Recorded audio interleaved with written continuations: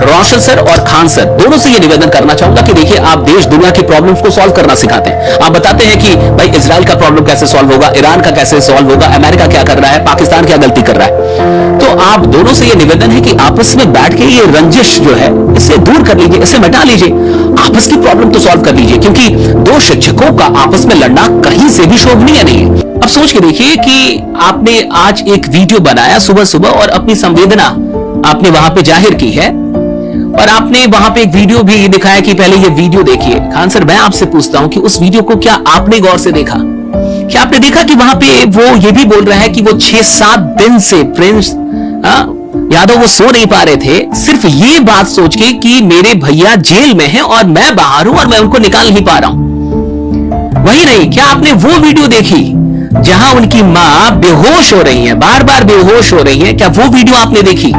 और आप कह रहे हैं कि किसी के परिवार के साथ ऐसा ना हो, किसी दुश्मन के भी परिवार के साथ ना ऐसा हो। अगर ये आप सच में सोचते तो आज ये नौबत ही नहीं आती। दूसरी बात ये, आप कह रहे हैं कि कोई तीसरा आदमी इसमें है, कोई तीसरा एंगल है। मैं आपको बता रहा हूं, मैं जानता हूं कि वो तीसरा आदमी और तीसरा एंगल क्या है। मुझे कुछ चीजों का जवाब दीजिए। सबसे पहले इस पूरी कहानी में आपके लोग जाके ज्ञान बिंदु कोचिंग के दीवार पे जाके आपके पोस्टर चिपकाते हैं, वहां से ये सारी झड़प शुरू होती है।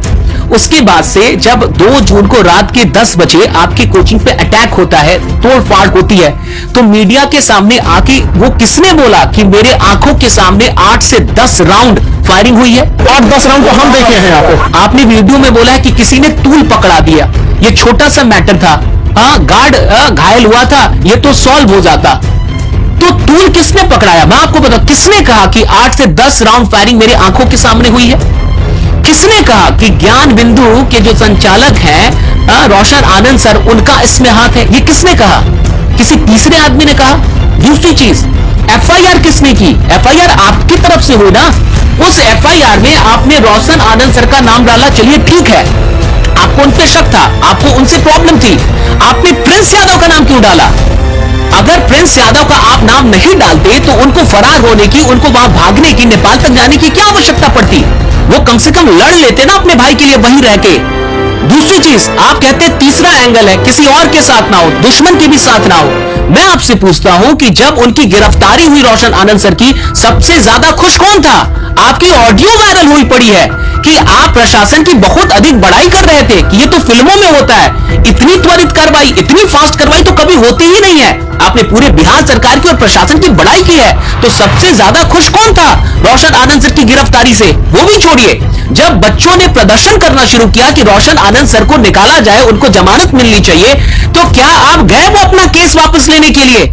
आप गए सुलह करने के लिए? आप वहां भी नहीं गए। तो मुझे एक बात बताइए, तीसरा आदमी आपको समझ में नहीं आ रहा कि कौन है? ये तो बच्चे को भी समझ में आ जाएगा, इसमें कोई बहुत पजल नहीं है। सारे कांड तो आपने करके रखे हैं। दूसरी चीज, मैं आपसे जानना चाहता हूं, एथिक्स पढ़ाते होंगे ना आप? तो यूपीएससी को पढ़ाते हैं, उसमें एक सब्जेक्ट है एथिक्स। क्या आप नहीं मानते हैं कि ये मौत आपके चलते हुई है? इसमें आपका भी दोष है? क्या और भी कोई इंसान जो इस वीडियो को देख रहा है वो नहीं मानेगा इतनी सारी चीजों के बाद कि आप रिस्पॉन्सिबल तो हैं? मैंने आपकी वो पूरी वीडियो देखी, मैं बहुत रिस्पेक्ट करता था आपको, लेकिन कहीं से भी ये नहीं दिखा है कि आप दोषी हैं, कि आपकी भी जिम्मेवारी बनती है। आज जब पेपर लीक होते हैं तो आप कहते हैं ना कि सरकार रिस्पॉन्सिबल है, आप कहते हैं ना कि सिस्टम रिस्पॉन्सिबल है, आप कहते हैं ना कि एजुकेशन मिनिस्टर रिस्पॉन्सिबल है, आप कहते हैं ना कि उनको भी इसकी सजा मिलनी चाहिए। क्या एजुकेशन मिनिस्टर खुद से जाके वो काम कर रहे होंगे? इसका कोई साक्ष्य है किसी के पास? और ये सारी चीजें गलत है, लेकिन फिर भी आप ये मानते हैं ना कि वो रिस्पॉन्सिबल है।